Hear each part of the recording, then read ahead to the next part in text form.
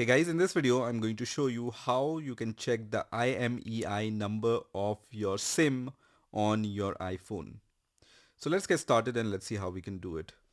So for this, just click on the settings icon. So just open the settings and here scroll down a little and then open the general settings. Click on general and then click on about here, and here you will be able to see all the information related to your iPhone.